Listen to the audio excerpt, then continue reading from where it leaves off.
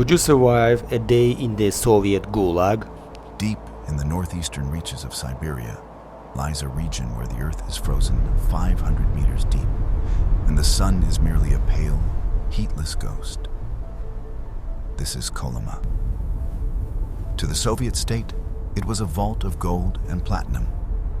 To the millions discarded here, it was the land of the White Death. The day does not begin with the rising sun. It begins with the sound of a hammer striking a hanging iron rail. A metallic clang vibrates through the frosty logs of the barracks, a sound that signals another day stolen from the soul. Imagine waking in a room where your own breath has turned to hoarfrost on the blanket, where the walls glitter with ice, and the temperature inside is barely above freezing. There is no sudden movement here. To move quickly is to exhaust calories you do not have. Men stir with an agonizing stiffness, their joints crying out from the previous day's labor. The ritual of dressing is a desperate struggle against the elements.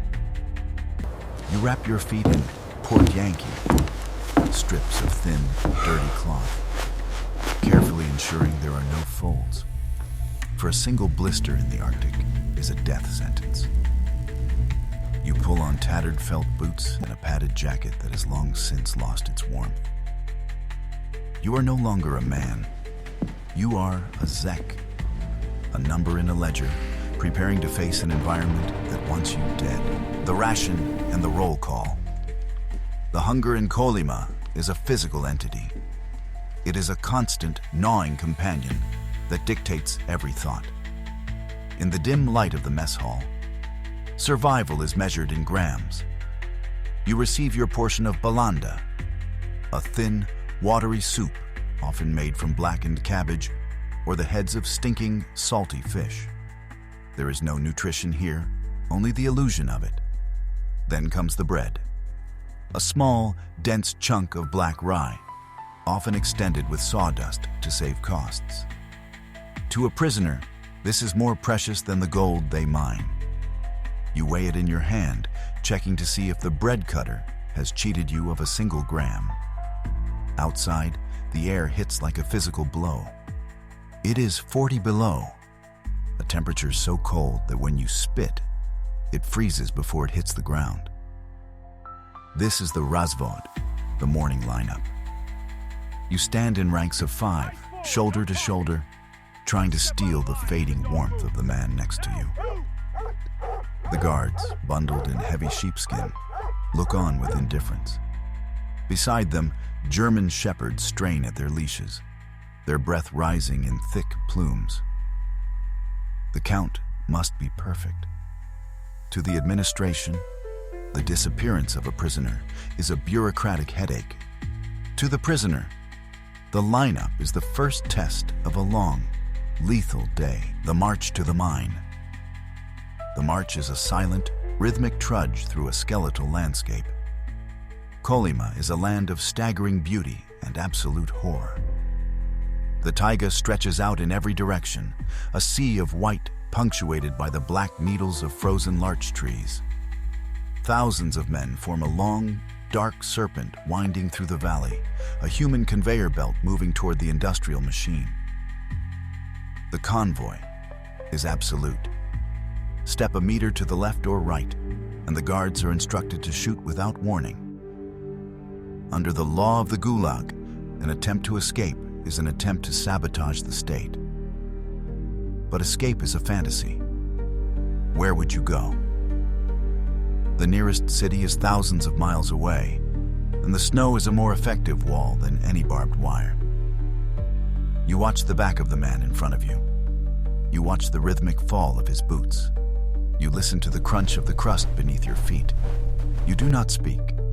To speak is to waste breath, and in this cold, breath is life. On the horizon, the gold mines loom, dark scars on the face of the mountains, waiting to consume the day's strength. The labor, the permafrost. Labor in Kolyma is a battle against the earth itself.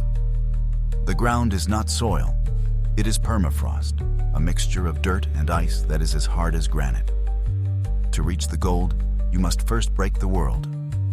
Small fires are lit to thaw the surface, filling the air with a choking, greasy smoke that stings the eyes and coats the lungs. Every prisoner is assigned a norm, a specific volume of earth that must be excavated, moved, and processed. If you do not meet the norm, your rations are cut. If your rations are cut, you have less strength. If you have less strength, you cannot meet the norm. It is a mathematical spiral that ends in a shallow grave.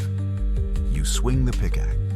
Sparks fly as metal hits the frozen ground, but the earth barely chips. The vibration shudders through your bones, a dull ache that never leaves. You fill the tachka, a heavy wooden wheelbarrow, and push it up narrow, icy ramps. Your heart hammers against your ribs, your lungs burn with the icy air, and your fingers begin to lose feeling.